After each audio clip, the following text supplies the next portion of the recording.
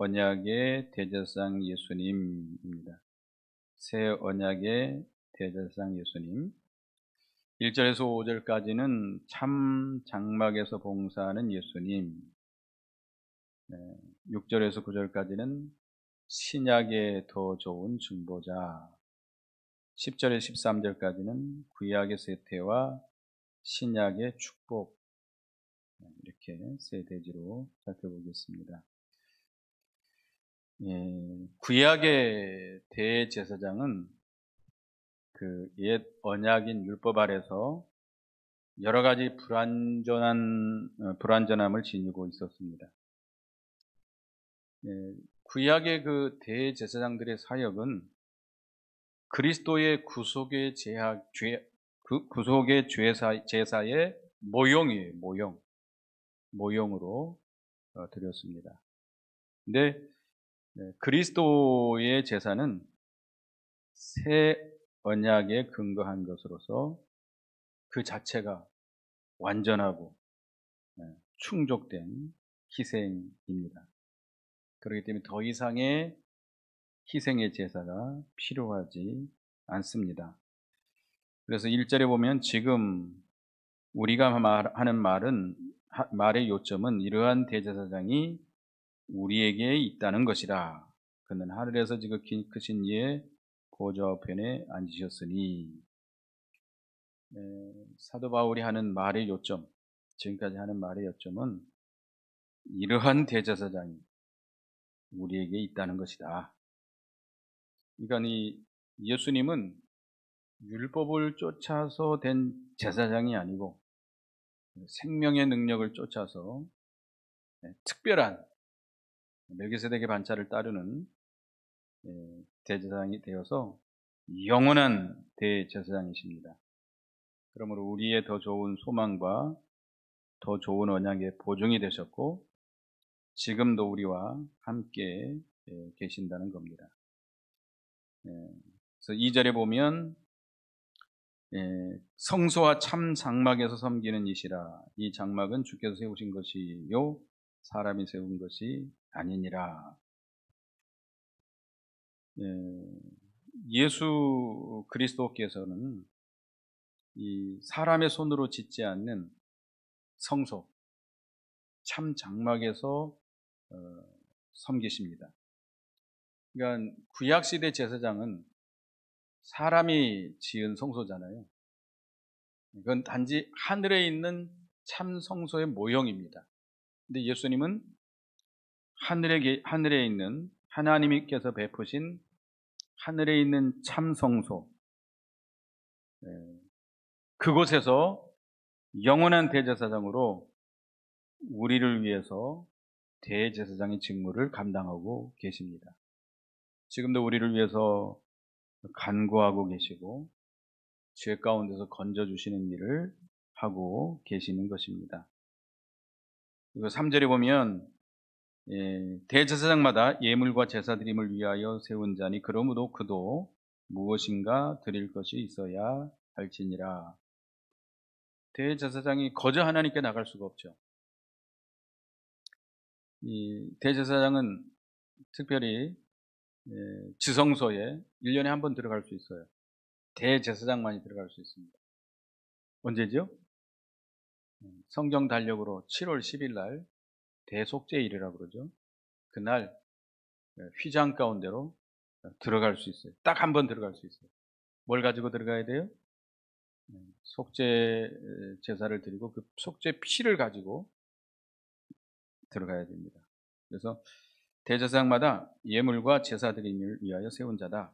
그래서 그도 무엇인가 드릴 것이 있어야 할지나. 예수 그리스도도 하나님 앞에 드릴 제물이 있어야 되겠죠. 예수님이 하나님 앞에 드린 제물은 뭐죠?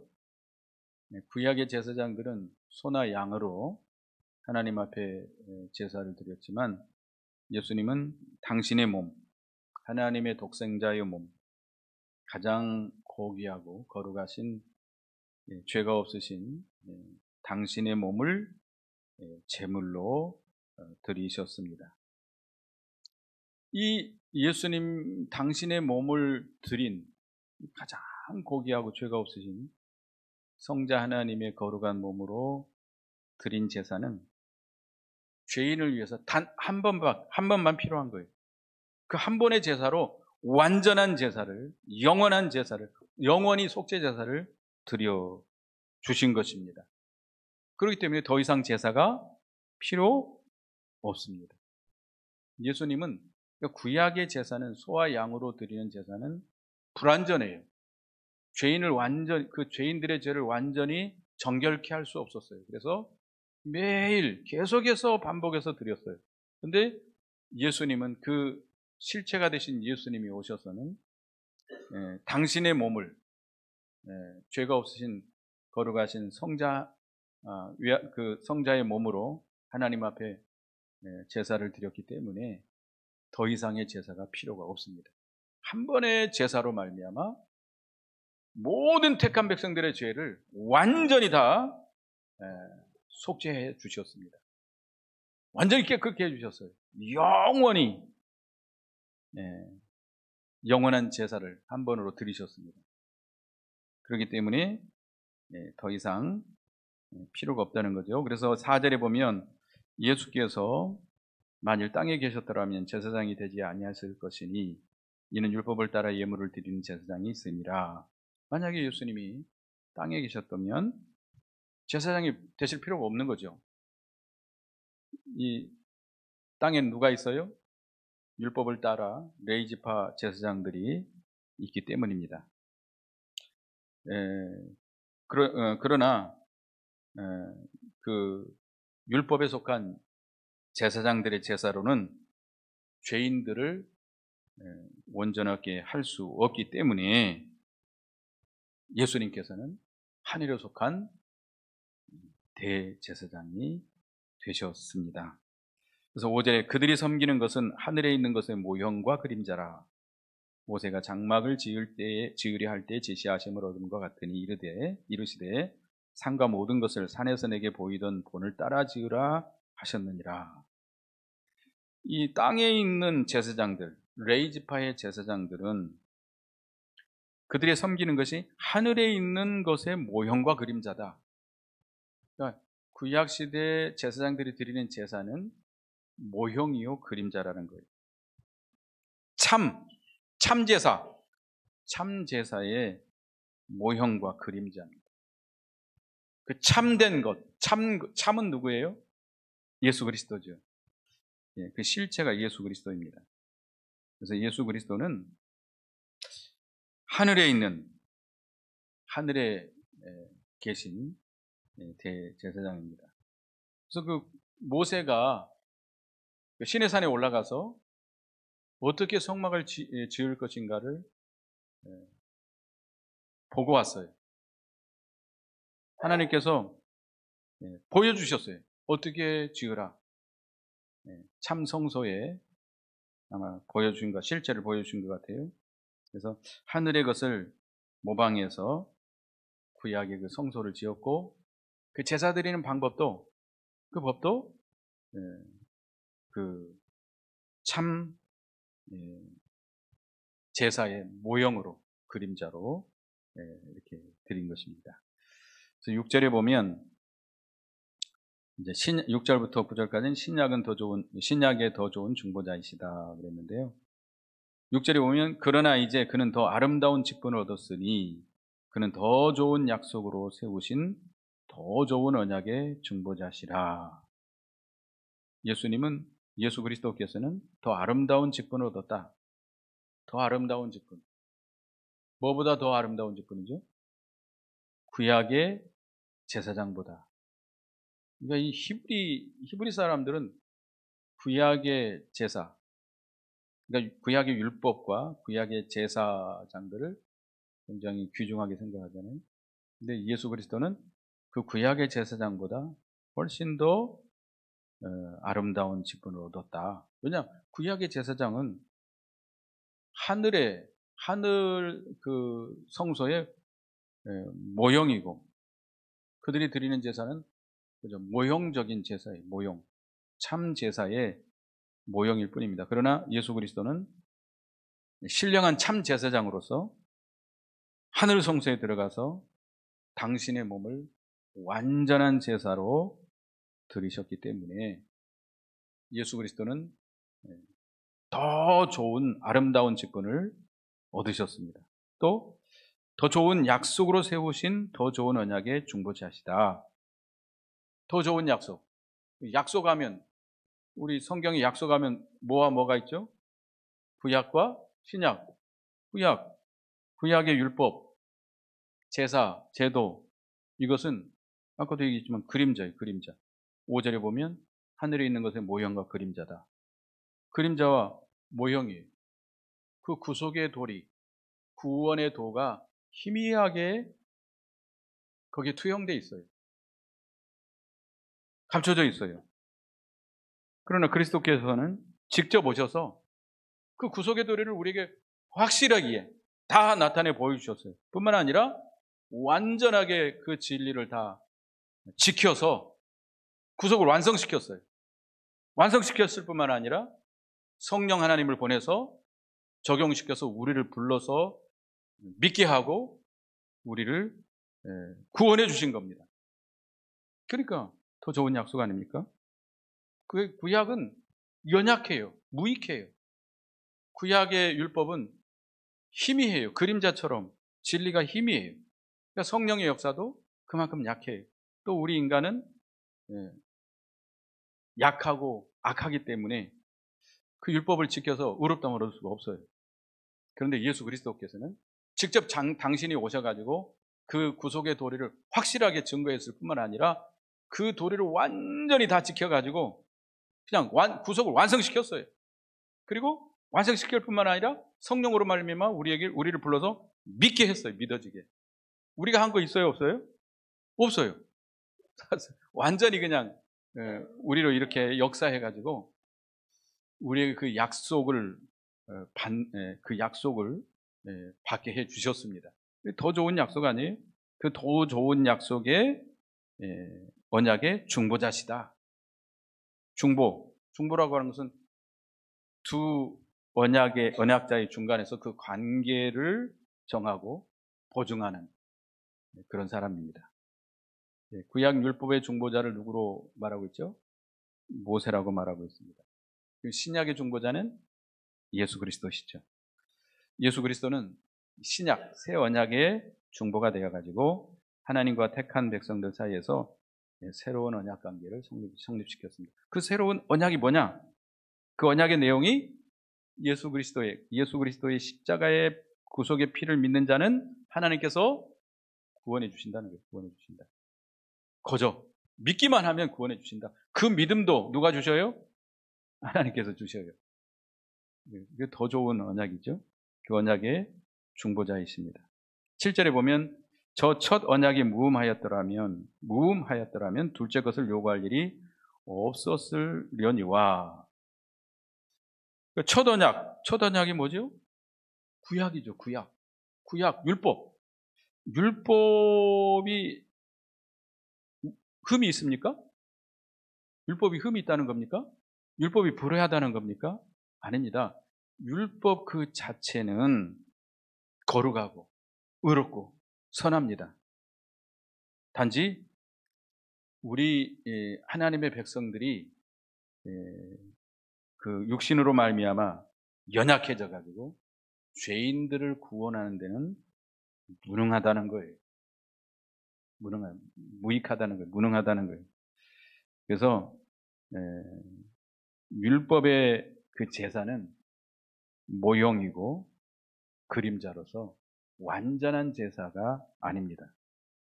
그러기 때문에 첫 언약을 폐하고 뭐가 필요했어요? 새 언약, 둘째 언약이 요구된 겁니다. 그래서 8절에 그들의 잘못을 지적하여 말씀하시되 라고 하면서 쭉 인용한 내용이 나오죠.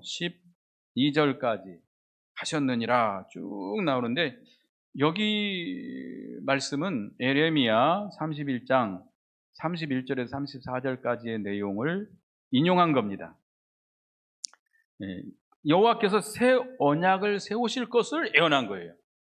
그것을 히브리서 8장 8절에서 12절까지 인용해서 이 새 언약의 필요성과 거기에 대해서 설명하고 있습니다. 그래서 이 첫 언약 율법의 언약의 내용은 뭐죠? 율법의 내용은 뭡니까? 첫 언약의 내용은 하나님께서 그 하나님의 백성이 주신 그 율법을 준행하면 복을 받고 준행하지 아니하면 저주를 받는다. 저주를 받는다. 그것이 율법의 첫 언약의 내용입니다. 근데 그 8절에 보면 그들의 잘못을 제적하여 말씀하시되 주께서 이르시되 볼지어다 날이 이르리니 내가 이스라엘 집과 유다 집과 더불어 새 언약을 맺으리라. 근데 이 하나님께서 이 날이 이르면 내가 이스라엘 집과 유다 집과 더불어서 새 언약을 맺으리라. 첫째 언약이 있는데 그 첫째 언약이 무능하기 때문에 이스라엘 백성들을 죄에서 정결케 하고 건져내는데 완전케 하는 데는 무능하기 때문에 내가 새 언약을 맺으리라.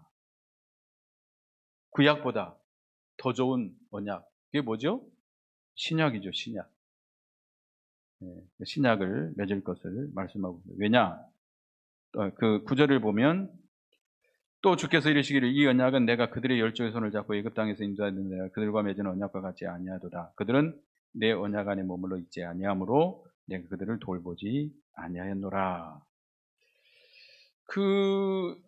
주께서 그 이스라엘 백성들을 애굽에서 건져서 광야길을 인도할 때 애굽 땅에서 인도해 내던 날에 어디에 이르렀죠? 시내산에 이르러 가지고 모세를 시내산 정상으로 불러 올려 가지고 그 첫 언약을 줬어요. 율법을 줬어요. 근데 이스라엘 백성들이 그들과 맺은 그 언약, 그 율법을 너희가 청종해서 그 율법을 잘 듣고 준행하면 너희가 복을 받을 것이다. 너희가 살 것이다. 그러나 거역하면 너희가 저주를 받을 것이다. 라고 했는데 이스라엘 백성들이 하나님께서 그들과 세운 그 언약, 그 율법을 거역했습니다. 율법 안에 거하지 못했습니다. 그래서 하나님께서는 그들을 돌보지 않았다. 하나님께서 다시 말하면 그들을 심판했다는 거예요. 율법에 기록된 대로 그들에게 심판했어요. 징벌하셨어요.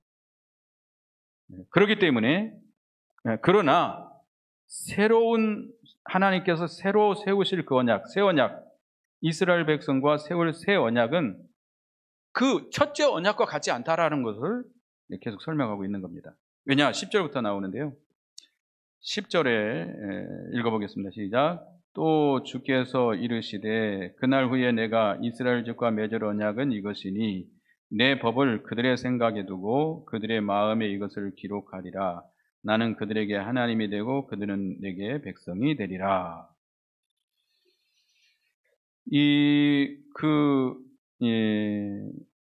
하나님께서 새로 맺을 그 언약, 이스라엘 백성들과 새로 맺을 언약은 그 신약이죠, 신약. 그 새로운 언약은 내 법을 그들의 생각에 두고, 내 법, 구속의 법이죠. 구속의 도리를 저희들의 생각에 두고 그들의 마음에 이것을 기록하리라. 마음에 그것을 기록한다는 거예요.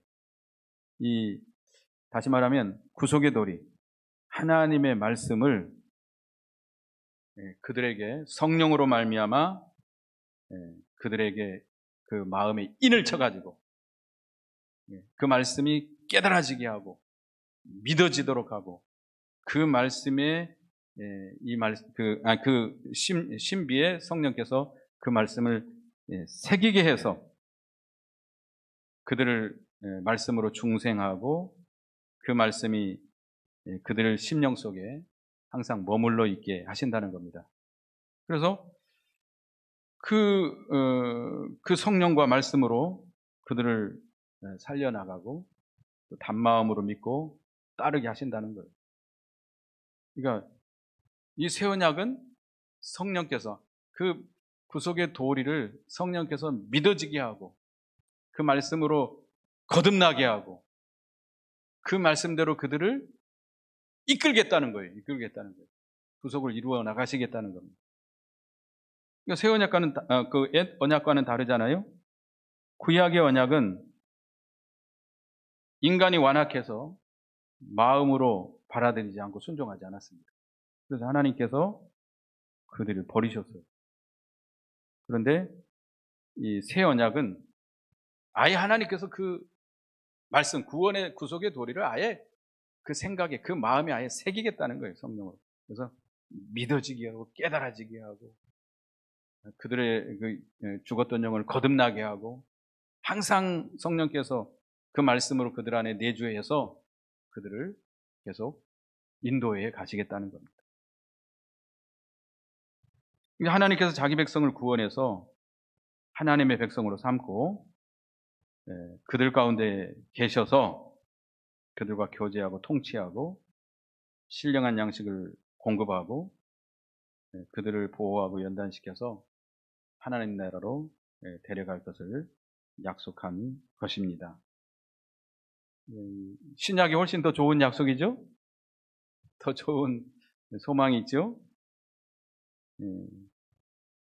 그래도 듣지 않으면, 우리가 그래도 성령의 인도를 따라가지 않으면 어떻게까지 하시죠? 징계해서라도 마음의 문을 두드리고 감동하고 하다가 듣지 않으면 징계해서라도 그들을 그 말씀대로 따라오게 하고 구원을 이루어 나가게 하고, 그래도 듣지 않으면, 그래도 끝까지 안 들으면 어떻게 해요? 육실은 멸하고 영혼은 어디로 데려가요?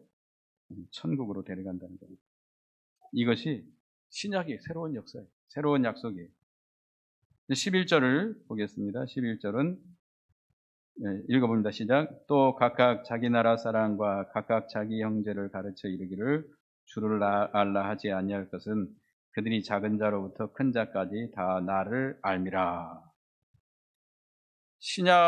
새로운 신약에 있어서는 모든 사람이 하나님을 알고 하나님께로 돌아오는 시대입니다. 예수 그리스도께서 구속을 완성시켜서 모든 사람을 초청해서 구원의 그 은혜에 참여해, 그 구원의 잔치에 참여해 하십니다. 그래서 그 주님의 초청을 받은 모든 백성들은 누구를 분명히 알아요? 하나님을, 주님을 바로 압니다. 알고 믿죠? 이것은 궁극적으로 천년 왕국 시대에 완전히 성취됩니다. 천년 왕국 시대에 이 말씀이 완전히 성취되는데, 이사야 11장 9절에 보면, 이사야 11장 9절을 보겠습니다. 이사야 11장 9절 읽어봅니다. 시작. 내 거룩한 산 모든 곳에서 해됨도 없고 상함도 없을 것이니 이는 물이 바다를 덮은 같이 여호와를 아는 지식이 세상에 충만할 것임이니라. 물이 바다를 덮은 것 같이 여호와를 아는 지식이 세상에 충만하다.